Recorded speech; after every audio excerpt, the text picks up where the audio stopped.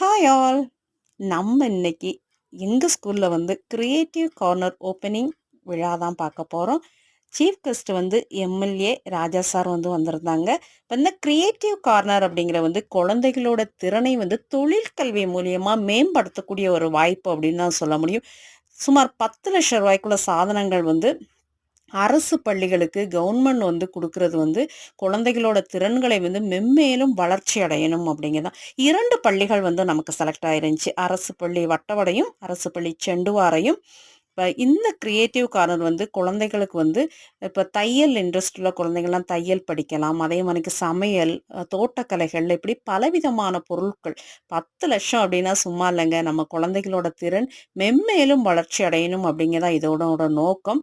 அது மட்டுமல்லாமல் இது நம்ம அரசு பள்ளி எல்லா பள்ளிகளுக்குமே கிடைச்சா குழந்தைகளோட திறன் டாப் லெவல் ஆகும். பிடிச்சிருந்தா லைக் பண்ணுங்க.